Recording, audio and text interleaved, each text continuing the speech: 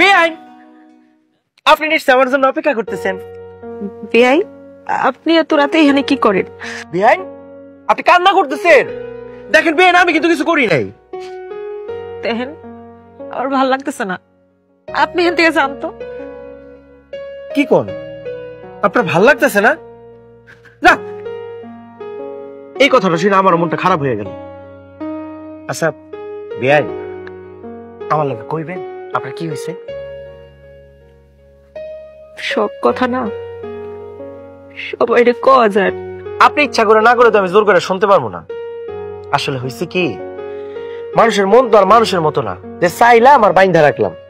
মন যেহেতু আছে, মন খারাপ হওয়াটাও খুব স্বাভাবিক। কিন্তু তারপরও একটা কথা আছে বেআইন, মানুষের মন যখন খারাপ হয় না, তার আশেপাশে আনাচে কানাচে অনেক মানুষ আছে, তাগুলোকে মনের দুঃখের কথাটা কইতে হয়, তাইলে এই যে মনটা একটু হালকা হয়। আমার এটা আপনার ইচ্ছা, আপনার যদি মনে হয় আপনি আপনার দুঃখের কথা আমার লগে শেয়ার করবেন, তাহলে আমার কোনো আপত্তি নেই। আর যদি শেয়ার করতে নাও চান, তাও আমার কোনো আপত্তি নেই। এখন আপনার ইচ্ছা। ঠিক আছে, আপনি যেহেতু কইবেন না, আমি চলে যাই।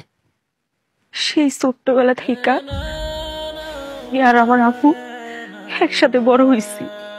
আপনারা যে গ্রামে আইছেন, এই গ্রামের প্রতিটা গাছপালা, ঘর বাড়ি, রাস্তাঘাট, সব জায়গায় আমাকে আনাগোনা। আমরা যে কত একসাথে হাঁটছি, কত গল্প করছি, কত যে স্মৃতি আমাকে আপনাদের বইলা শেষ করতে পারবো না। আজকা এই বইলে ছাড়া আমার একা থাকতে হইব। জানেন, আমি যখন অন্যায় করতাম, আমার বইনে আমার বকতো, আমার মাইনও দিত। আবার আবার আমি যখন ভালো কিছু করতাম, আমারে না খুশি হয়ে বুকে জড়াই নিত, অনেক আদর করতো, আমার নিশাতে খাওয়াই দিত, ঘুম পাড়াই দিত, সারা রাত বইয়া আমার বকবকানি শুনতো। আর আজকে এই মুহূর্তে ছাড়া